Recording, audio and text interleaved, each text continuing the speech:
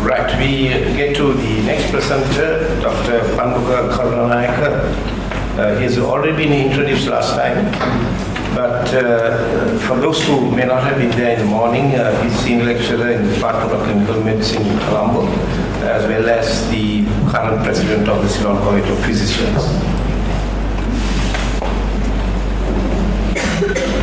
Thank you, sir, and good afternoon to all of you. I hope that by now you have reasonably recovered from that heavy lunch. So I promised in the morning that I'll talk a bit about the exact relationship between ethics, religion, and humaneness. So I think that's what I'm going to do now. So basically, my basic focus is that we all know that humanness is an attribute that we are looking for, that is located in the interpersonal relations amongst fellow human beings, and it is promoted by morality, which is an attribute that is highly developed in humans and is possibly unique to humans, although that's perhaps not quite right. So my starting question is, how did morality arise in human beings? The conventional wisdom about how it arose goes something like this. It says that evolution produced culture, and culture produced religion and morality. But it appears that we need to question this wisdom now in the face of new evidence from two fields. One is anthropology, especially primate studies and studies of primitive human societies. And the other is psychology, especially evolutionary psychology and also child psychology. So if you look at this new evidence, morality may have actually preceded culture and also may have played a decisive role in natural selection during the evolution of the human brain and even primate brains. And therefore the new synthesis might be something like this. Morality produced evolution, and evolution gave rise to culture and religion. So you might ask, so what? Who cares? And the point is this has important implications on our search for ways to enhance morality. Because our dependence on cultural products such as religion may be misplaced. And a basic science of morality, which is now probably emerging, may be a better guide to improving morality in the future. And that's basically the reason why I want to explore this question in some depth. So my talk is in 4 sections. I'll first talk about this common wisdom a little bit, and then I'll go into the evolutionary tale of primates and humans and what it tells us. That's a bit important. I'll talk about some of the evidence which has come from those subjects, and then I'll get on to the implications of that evidence to our ideas about the emergence of morality. And then I'll try to finish off with a small proposition for you all to go home and try to digest. So start with the common wisdom. So basically, the common wisdom is that the accepted, readily accepted wisdom is that during evolution, human beings, or that is individual human beings, have competed with each other to transmit their genes to the next generation. This is why there are famous things by, like for example, the poet Tennyson's famous phrase, nature in tooth and claw. And soon after Darwin came out with the theory of evolution, one of the other evolution biologists who was contemporary with him, Spencer, coined the very interesting and very well known term, survival of the fittest. That's what this competition actually means. And then it is thought that with evolution came language, and with climate change came the need for agriculture. And then they gradually gave rise to culture, up to cultural accoutrements such as art and burials and ornaments and musical instruments began to appear about 40,000 years ago, 40,000 years before present. And agriculture and civilization began to appear about 10,000 years before present, and this is the basic common wisdom. And then after culture gave rise to morals, and then that gradually gave rise to religion.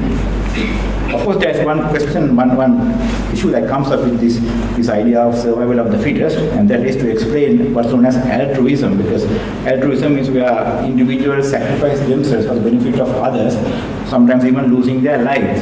So if competition amongst each other is to pass on the genes to the next generation is the guiding principle of life, then how do you explain altruism? Because that's not congruent with competition.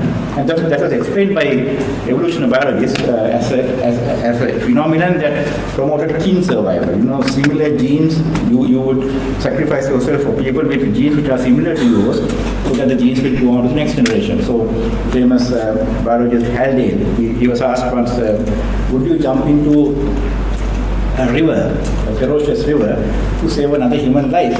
And Haldane said, no, I won't, but I jumped to save 2 brothers or 8 cousins, because that will be the same amount as my genes. And also, of course, our contemporary Richard Dawkins's book, Selfish Genes, which has become a huge sensation. And even the birth of the science of sociobiology follows this line of thinking. But of course, you can't really think that altruism has been explained away so easily by sociobiologists, because if you take this Haldane, for example, there's a bit of a paradox. Haldane was actually a Marxist, and his scientific career was actually compromised because of his left leanings, and he knew that. And later he became a liberal, and after retirement, like Professor Ojasinghe suggested, he went to India. He migrated to India to help in India in its post-independence struggle, and became a vegetarian. And close to death, he donated his body to a peripheral medical school. So this is altruism, not for his genes or his cousins and brothers. So this Haldane's paradox doesn't quite explain altruism very well. And this comes with the common wisdom is as old as Darwin itself, because Darwin was one of the first persons to actually feel unconvinced about the idea of survival of the fittest when it came to morality. Because he came across extremely primitive peoples who had no discernible culture in South America during his voyage, who nevertheless showed clear moral values of fair play and justice. So he couldn't accept the fact that evolution gave rise to culture, and culture gave rise to morality, because here was morality without culture. So he was a little upset about it himself. He wrote that in his book, saying, well, I saw these things, I don't know how they could possibly have morality. Question mark, and stopped it there. So this discomfort with the common wisdom has been there throughout. Now let me come to the evolutionary tale and what it tells us. I have to ask you to bear with me with this rather boring description of ourselves. The anthropoids, or the monkeys as we might call them, we are also anthropoids by the way, monkeys and those who followed monkeys, began coming on the scene in East Africa about 20 million years before present. And then hominids, what are called great apes, including chimpanzees, came about 7 million years before present, and they are our closest cousins. And then the hominins, our fossil ancestors, came on the scene about 4.4 million years before present, and that includes the famous Lucy. Lucy was around 4.4 million years ago, and about 2.4 million years ago, Homo came on the scene. And gradually the neocortex, or the brain, began expanding or increasing in size. What's called the neocortex ratio, that is the volume of neocortex to the body weight. And that neocortex ratio reached significant levels by about 600,000 years before present. That's basically when, human beings with the intelligence that we expect of them came on scene with species like Homo heidelbergensis. Then anatomically modern humans came on the scene about 200,000 years before present.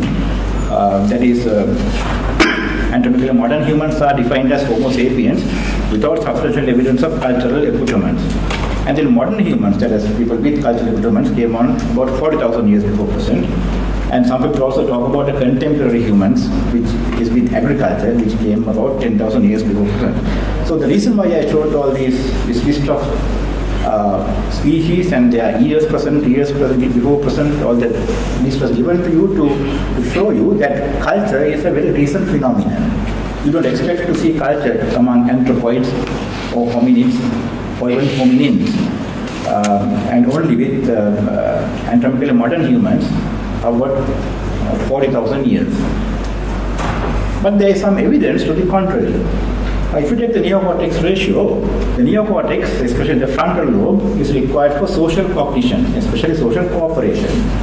But it appears to progressively increase from anthropoids to humans throughout the 20 million years. So you see, it's not a recent phenomenon. The social cooperation is not a recent phenomenon. It's the phenomenon that's been there for 20 million years and gradually increasing and coming towards the human level. Today, when you look at all the existing anthropoids and their neocortex ratios, you would find that the neocortex ratio is best correlated to the size of the basic social unit. That is the number of people that you can intimately know by name and by personally. That number is very small, maximum of about 50 in the case of a chimpanzee to about 150 in the case of a human being. And that's called the Dunbar number. So basically, a human being can be expected to know 150 friends, except of course when you're on the Facebook.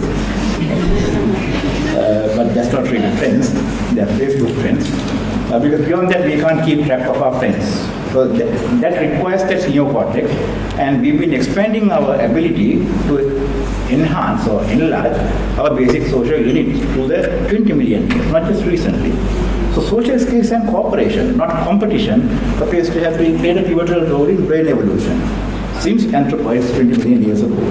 So there doesn't seem to be competition in evolution. There seems to be cooperation. This is a graph which shows this positive correlation between the neocortex ratio and the group size. You can see that's pretty well correlated. Then there's a second piece of evidence from what's called social bonding.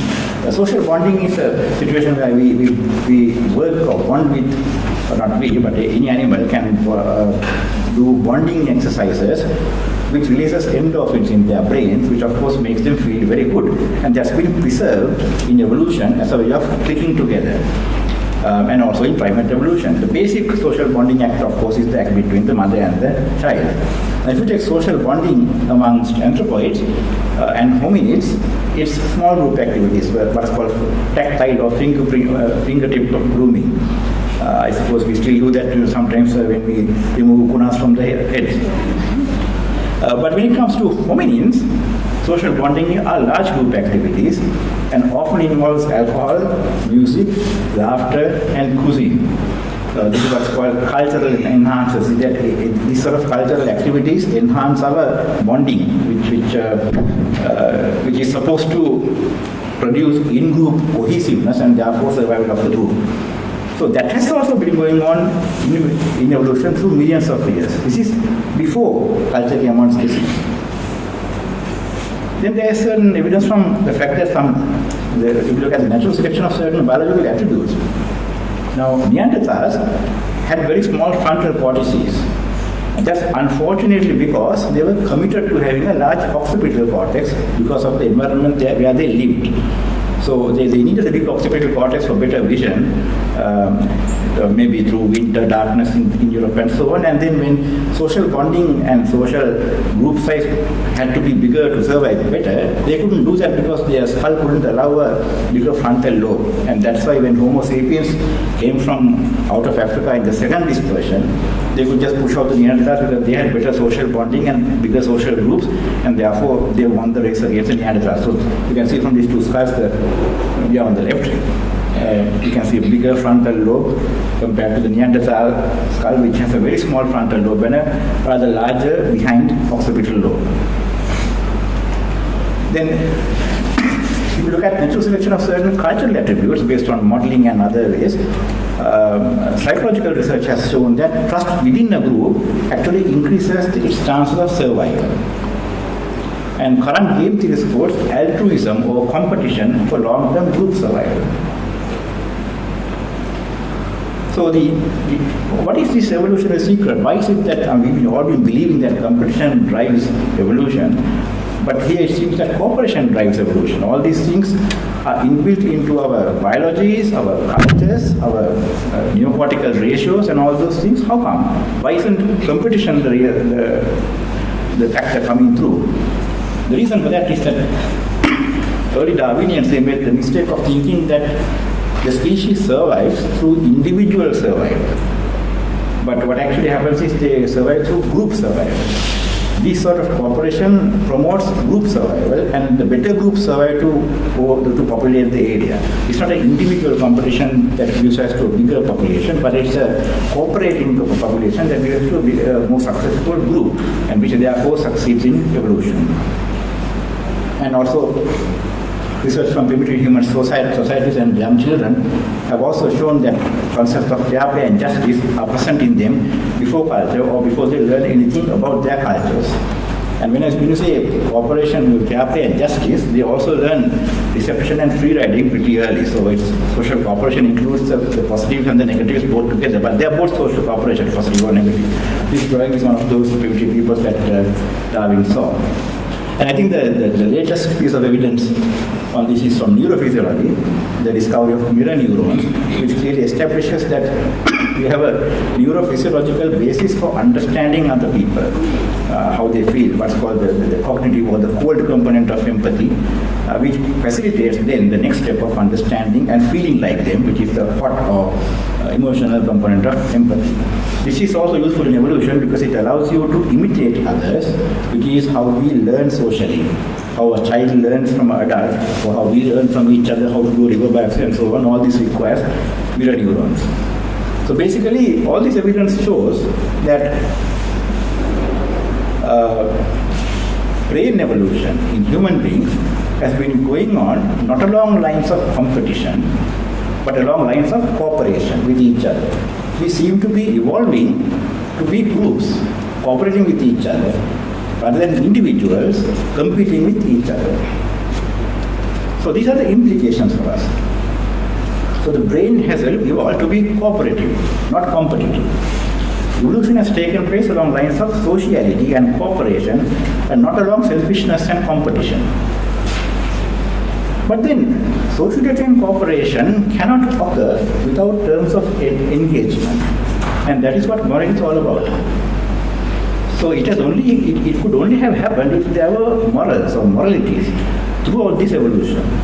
That is important to enhance shared intentions and successes, as well as also to weed out free riding in the group. So the sequence of evolution giving rise to culture, giving rise to morality, isn't very tenable.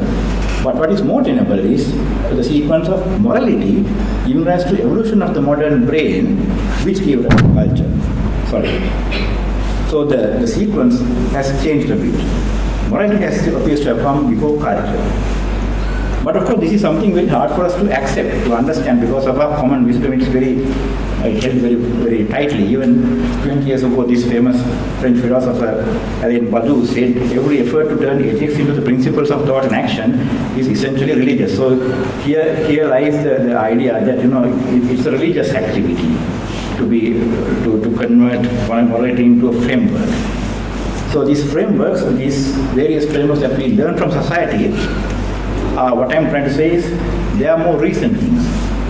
Morality seems to be something more basic, more fundamental to our human nature, to our brain, to our evolution. We've been moral all along. We've been cooperating all along.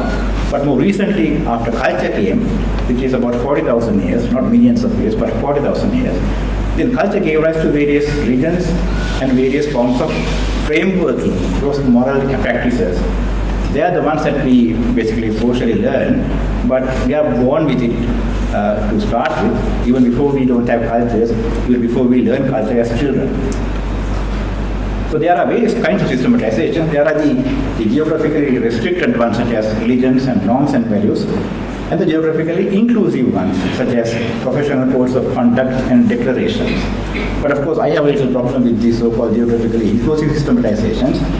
I wonder how inclusive they are after all, because as you know, the socio-cultural context of one geographical area can infiltrate boundaries during the transfer of these systematizations, and I think, you were basically alluding to that when we were talking about the four models.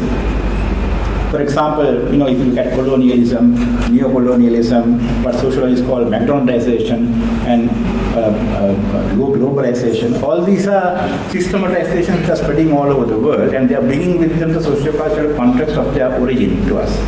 And that we find a little unfamiliar when we have our own socio-cultural context to start the substratum to start with. Or if you look at the current dominant paradigm of biomedical research ethics, what I call NIH ethics, it is born as the Belmont Report in the 70s, fashioned by the FDA's preoccupation with safety, combined with the industry's efforts to harmonize requirements and the FDA's double standards on the Helsinki Declaration, and spread to the rest of the world through what's called capacity building. Or the current dominant paradigm of autonomy in clinical ethics, which is a specific Judeo-Christian concept which moved ethics from non-speciesism to speciesism, from collectivism to individualism, from duties-based ethics to rights-based ethics, and is now spread to the rest of the world as the right way to practice medicine. So, like these systematizations may seem like very inclusive and very broad-minded, but actually they carry with them the substratum from which they arise. So finally, my proposition to you from all this is very simple. We need to treat human moral nature as a basic science for medical ethics. For subjects like anthropology, evolutionary psychology, child psychology, and descriptive ethics may one day be able to give us a moral science in the future. And that may be the basis of ethics, which is more natural for us. Cultural products, in the meantime, religions, systematizations may not be the answer, because culture serves to promote in-group solidarity, and it also promotes inter-group conflict. Until we have a fully developed basic science, how do we manage? Actually, honestly, don't know. But in the morning, I suggested to you something like secular humanism might be the answer. So basically, in a nutshell, we come to a conflict between these two interesting ideas. One from David Hume in the 18th century. He said, reason is and ought only to be the servant of the passions. And Blaise Pascal, a century before, said, the heart has its reasons, which reason doesn't know. This is our conflict basically. Do we go by cultural products, which are passions, and take it as the basis for our behavior, or do we examine those passions for reason inside them, like Pascal said, and then try to find a more basic moral grammar, as it were, and try to build up your ethics from a more basic moral grammar, rather than depending on cultural products to tell us what that moral should be. This basic question is what also Professor Yangol in the morning you spoke about the two understandings, the empathic understanding on the left-hand side and the understanding of the mechanism on the right-hand side. So that's my proposition to you. Thank you. Thank you, Dr. Karunanayake, for that interesting build-up of his proposition. The paper is open for comments or discussion. Yes, Dr. Thank you very much for the presentation. You seem to be making a distinction between morality and ethics. Could you elaborate on that? Because Panduka, Dr. Karunanayake made a distinction between morality and ethics. I would like to know a little bit more about that distinction. No, sir, I didn't mean to make a distinction between the two. If I did, I'm sorry. Basically, ethics is critically evaluating moral questions and actions. So what I was trying to say was, ethics is like a current practice or current textbook for you to read. But morality is more like the life form that we live. And I was trying to examine basically how this morality came into human beings. The common wisdom is that it came from culture. And the contention from anthropology and psychology nowadays is that it had been there before culture. It is there without culture. It appears to have been evolving with human beings and human brains for millions of years. So therefore, morality is an older thing than culture. So morality precedes culture. That's right, yeah. That's right. Very much so. Yes, Saroj. Thanks, Panduka. There is evidence even from the animal kingdom that they are hardwired for certain for moralities. Such as? For example, I think there are some studies on unfairness or inequalities. Studies on monkeys. Yeah, that's right, absolutely. Anthropoids, yes, but before anthropoids, I don't think so. Anthropoids, yes. Yeah, that's right. I mean, anthropoids have especially great apes have a good idea of fairness and fair play and justice. Panduka, congratulations on a very interesting presentation. In my old brain, the quotation from David Hume,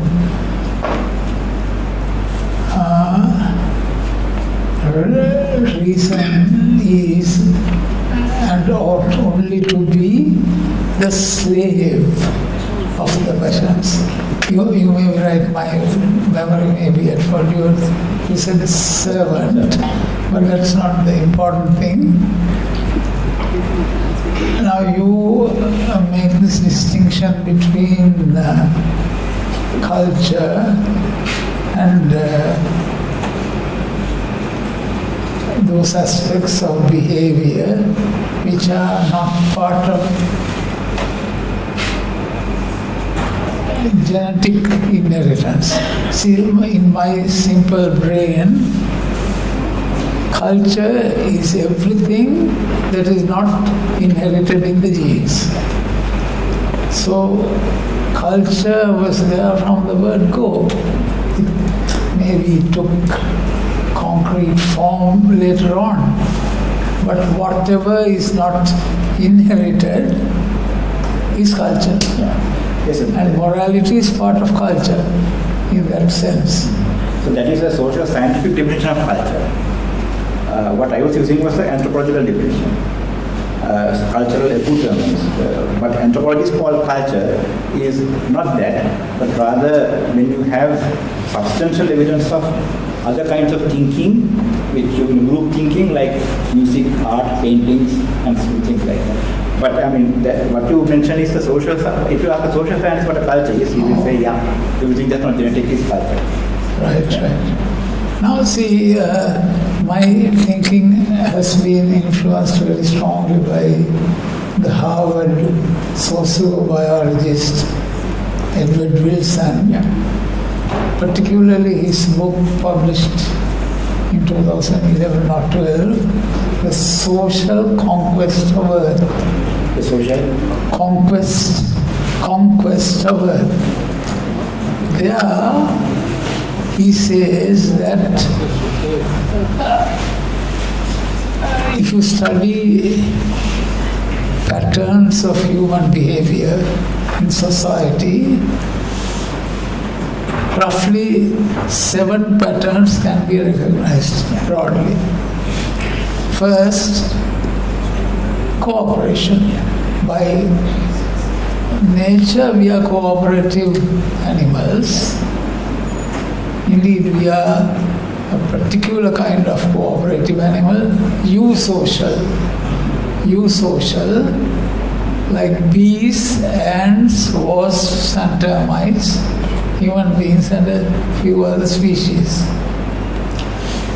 In a eusocial species, 2 characteristics are discernible. They live in colonies where several generations coexist. Grandparents, parents, children, nieces, aunts, and so on. Several generations coexist, and there is altruistic cooperation to bring up the children, to care for the young. Altruistic, and by definition in this account, altruism involves sacrifice of something on one animal's part for the advantage of another. So there is basically cooperation. There is altruism, defined in the sense I mean it. Then reciprocal altruism. One good turn deserves another. If you do some good turn, the recipient is morally compelled, or at any rate physiologically impelled to return it at some point in time. So that's the third pattern. Then there is competition. It's not either the one or the other. All these traits we carry in ourselves every day. Competition, then some animals are more dominant than others. That's dominance. And Panduka, deception as part of a recognized behavioral pattern. And as you rightly said,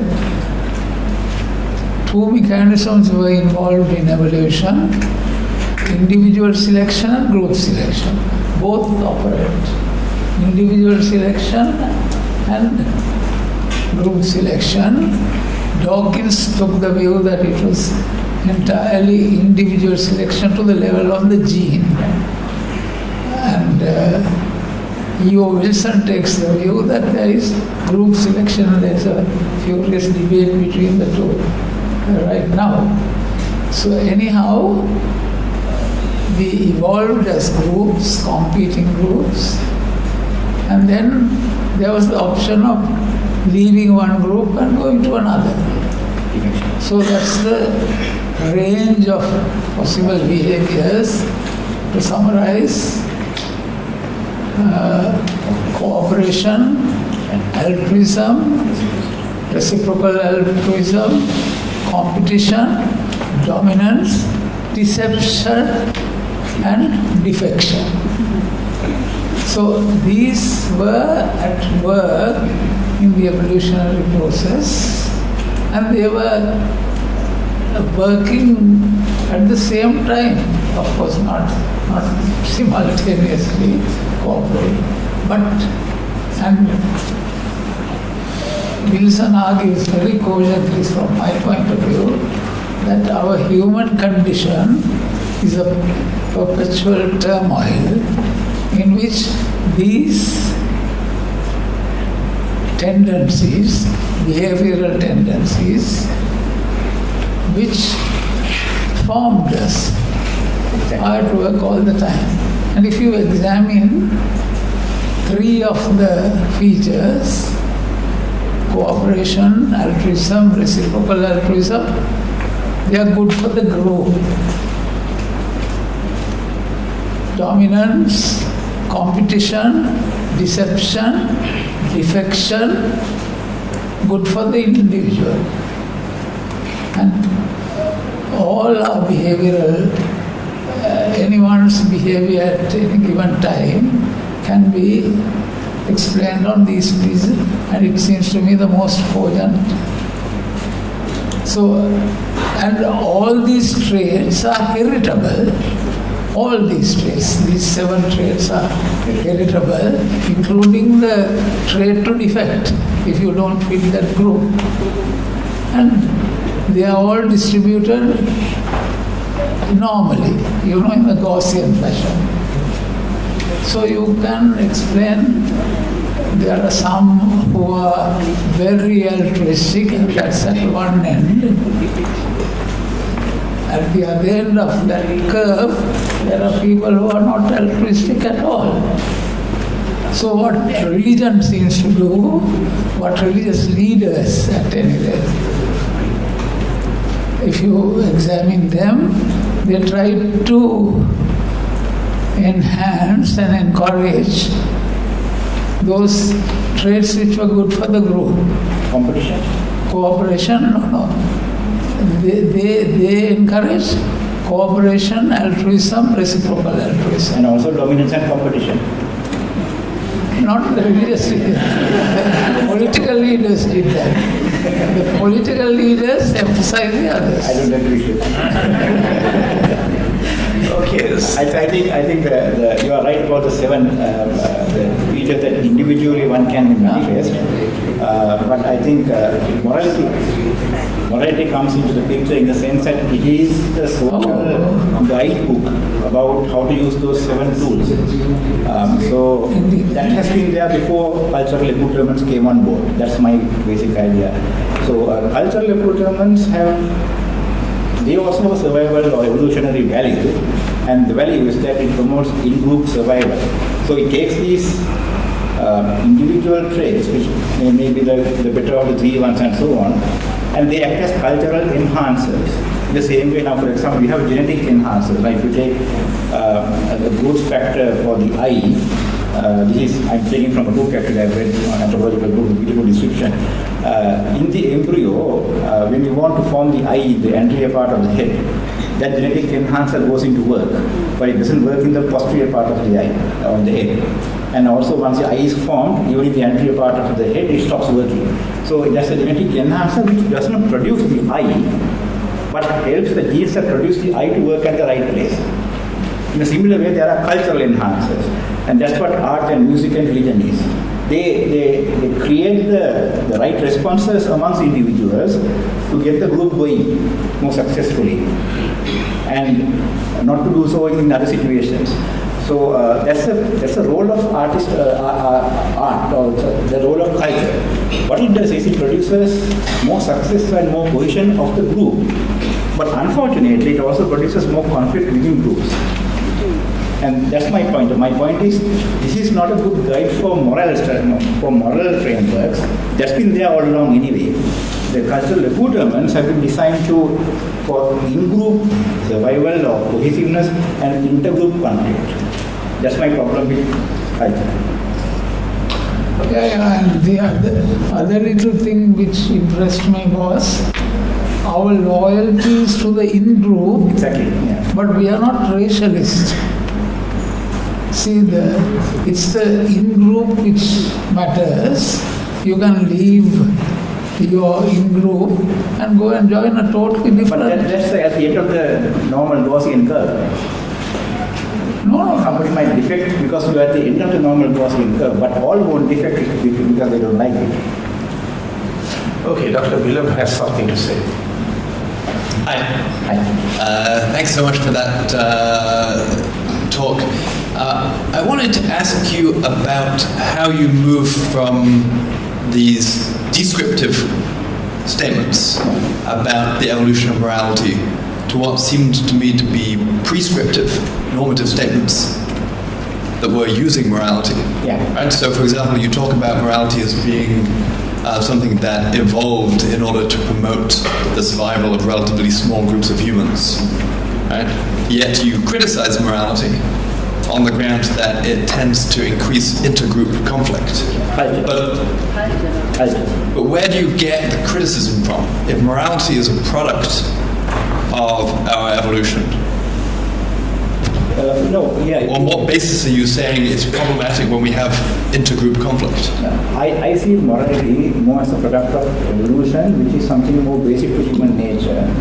And I see culture as a product of later times, which enhances moral and immoral decisions depending on the situation to improve the group.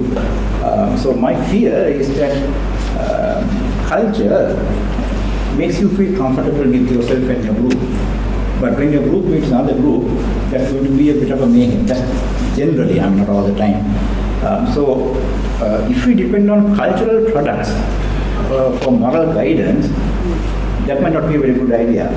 What I'm trying to say is that if there is in fact a basic moral grammar, we don't have that at the moment. I fully agree with you on that. If we could have a basic moral grammar, that might tell us a more natural way of behaving morally for us in the future, which isn't based on cultural products which are more attuned for intra-group cohesion and inter-group conflict. It seems to me that that's... Yes, we have. Oh, we do?